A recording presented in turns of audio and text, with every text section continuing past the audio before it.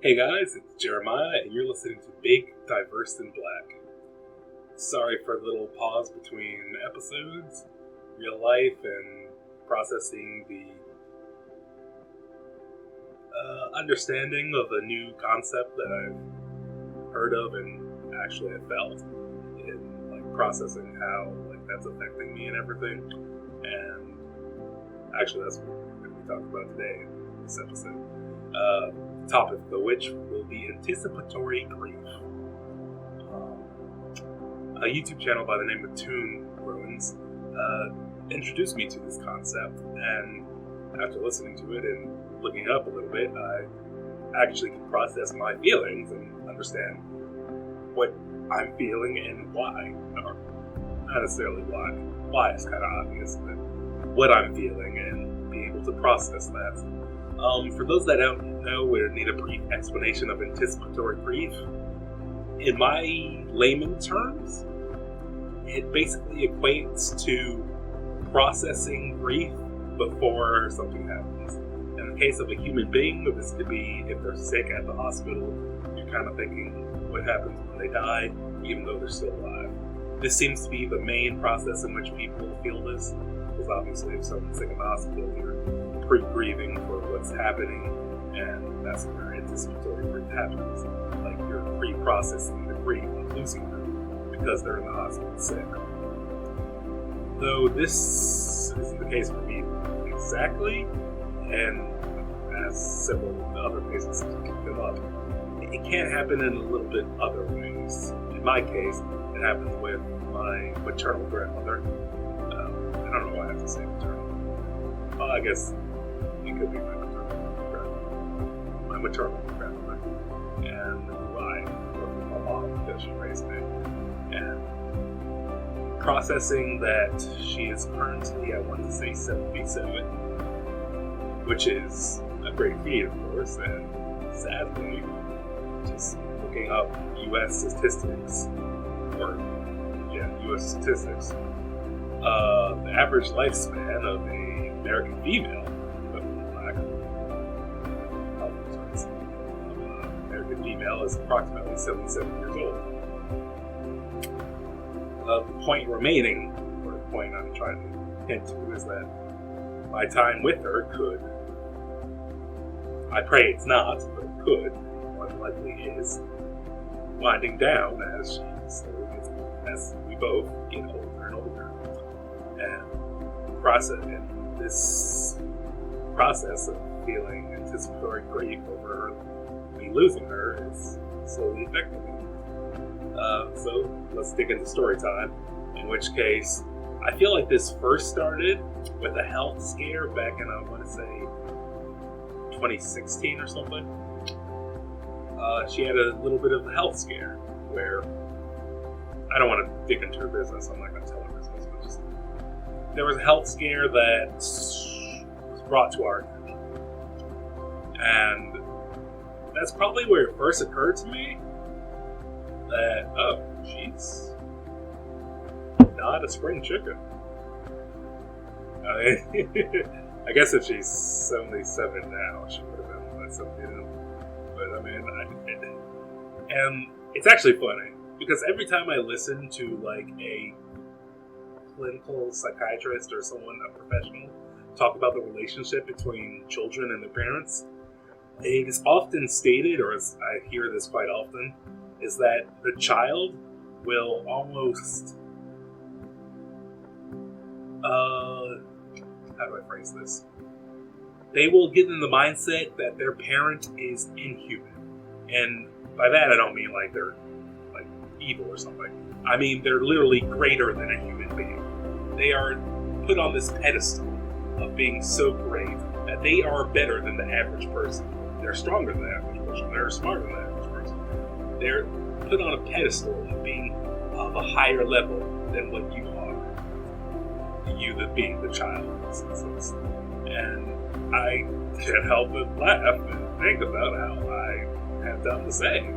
And how, even though she's just a regular African American woman, I have put her on this pedestal thinking, yeah, of course she's gonna outlive me. Which is a really dumb thought when you think about math. But just in my mind, it never actually occurred to me until like approximately that time that, yeah, I'm more than likely going to outlive her. Like, she's just eventually going to be out of my life. And I feel that's where it first started. And I'm not going to lie, at first I kind of played off her health scare, honestly, as a defense tactic. I couldn't accept the fact that she was sick or possibly inhuman. That she was human. She was mortal. That she could get sick. That she could fall ill. Like, just, she's mom. Like, she's... She took me to school. She raised me. Like, just, mom doesn't get sick. Like, it's funny because she will be coughing and things, and like, and just there are signs that she's aging, and I just kind of threw them off as, oh, she's got the flu. Oh, it's just a coughing spell. You know, I have that occasionally, and I kept on making these excuses in my mind. Ironically enough, due to the process of anticipatory grief, that she was just not aging or, you know, not falling ill. And so it wasn't really until I listened, you can't, I'm not sure how to phrase it. Well, it is a show. I'm talking about the media known as The Midnight Gospel. It is a television series. It's more of a podcast than anything else. But in this series, you have a young man interviewing several different people about different topics. But I believe in the last episode, or currently in the last episode, he discusses, like, with his mother, their relationship and essentially her mortality. I believe she had breast cancer. I'm not 1,000% sure on that, but I believe she had some kind of, I know she had some kind of cancer. I just don't know exactly which kind, or don't remember which kind. And like, she was in the process. She had approximately so many months left. There was this, he was like kind of talking with her about how she's dealing with that and how he's dealing with that. And one moment in the podcast kind of broke me because in the statement it says, you don't need to die, you're special. And of course she in a jokingly manner goes, why? Because I'm your mama. He's like, no. And it's amazing because he actually breaks down, because you could hear like his hurt and confusion over why his mom had to get cancer, like why this has happened to her. And it's like, it's this understanding that his mom is human and she can get sick and bad things can happen. It's at this moment that I almost like was forced to come to the realization that mom is human. She is mortal. And she's eventually gonna pass away. Like, so then I began processing other, like, there's 5 stages of grief. I don't know, off the top of my head. Denial, anger, something, depression, acceptance, I believe. Sorry, I don't know. But yeah, and so I'm on this moment of like almost depression of like, what if she does go? What am I supposed to do? Like, especially as I feel as a neurodiverse individual, to have, like, she's not a perfect mom. There are circumstances, and I don't think there's a perfect mom. I just, like, we had our ups and downs, is what I'm trying to say. But, like, it wasn't a perfect, happy childhood. She's been such a strong staple in my life that I'm not gonna lie, like, I just feel terrified occasionally, especially now, like, of not having her in my life, and like how I'm supposed to just deal with that and like go on. nothing. And of course, I can't go on like nothing happened, but just the almost premeditation of how I'm supposed to deal with it when she's gone is agonizing, because, like, how am I supposed to go on? What do you do when, like, you're a tower, a Jenga tower, and half your foundation is just uprooted?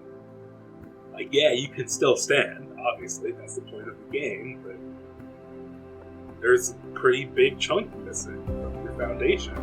That does make you a little bit unstable.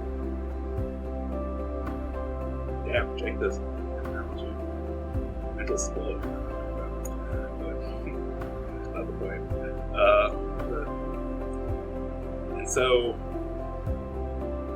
over the years, I've kind of almost developed a more attachment to her, in which case I would call her at least, honestly, if I'm being truthful with myself, sometimes twice a week, at least twice a week most times, and just to talk shit, and I just like to complain, and she just likes to hear me complain, and just, honestly, that's what's hard. But just to talk, and I'm not gonna lie, I have several scares when, like, she doesn't answer the phone, and she doesn't respond for like 8 hours. In which case, half the time her phone is dead because she just plays Bubble Blaster for too long. Let it be known, true fact. I want to say she's actually in the top 100 Bubble Blaster players. Fun fact. But no, like, I get terrified when we have these like 8-hour periods where her phone will be dead and I can't contact her in our supposedly allotted time. It's not like I call her every Tuesday or anything. It's honestly spontaneous when I call her. But just like when she doesn't pick up, I have these small, almost panic attacks of, was that our last time talking? And luckily, so far, that hasn't been the case. But it's on. With the process of anticipatory grief, I have to like process that eventually one of these times it's going to be the last time. And it's really hard sometimes, but at the same time, she is currently still here, and that's the thing I kind of have to like remind myself of in times, that she's currently right here. She's not gone, and I can still call her whenever I want to. If I'm truly having a I need you moment, I can call her. But still, the process of anticipatory grief, which is a thing apparently, that's what I'm explaining, it can get to you at times because you just, the thought of not having that is honestly scary. This is just me and Mom, but I mean, and occasionally I have this with other people in my life. Not really as strong because they're younger, so like it's not really. I don't feel I need to be as concerned because honestly, because like if you're 40, then I'm not really going to be concerned that you're not in my life. No offense, because you're 40. But I mean, anything can happen. So, but I am in the process of realizing that my mom is. Mom, I guess that she should say mom. Well, I can say mom. That my mom is important. I have to accept that. Half of accepting that is realizing that I have no necessary control over this, but I do have control over the ability to spend time with her when and where I want. So if I do need to call her, I do have the ability. And if she doesn't answer, while it is scary, I can semi-process. Yo, she never charges her phone. She's 67. Oh, she doesn't charge her phone because she's playing on it, and she can't play on it and charge it at the same time because her wire will break. And I never understood why that's a thing, but I'm sorry. If you don't know how to like play on your phone while it's charging, You're dumb to me. I'm sorry. It's not that complex. Just get a wire that's either long enough or durable enough and just play on your phone. Why is your wires keep breaking? I don't understand. How do you people break your wires? This is a service announcement to all the people out there who break their charging wires and have to have their phone off for several periods because they play it or use it until it's dead. Just learn to play with it stilly. Okay, you don't need to move it around. Just keep it still. Okay.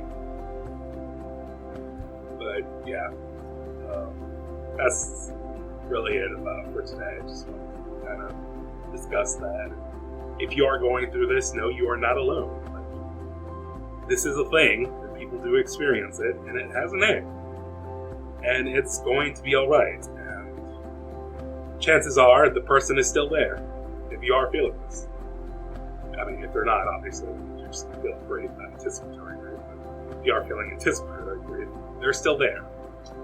Whether or not you can communicate with them will depend on a case-by-case basis, but you can still spend time with them and interact with them. And that's the kind of key point to take away, is that you still have the power to interact with them. And that's what's important. While you can feel the sadness of what will be, what's happening right now is kind of more important, as they're still available. So just know that, and know that it's going to be alright. Well, that's it for today. Thanks for listening. Almost forgot. If you have any questions or would like to contact me, you can reach me at bigdiverseandblack@gmail.com.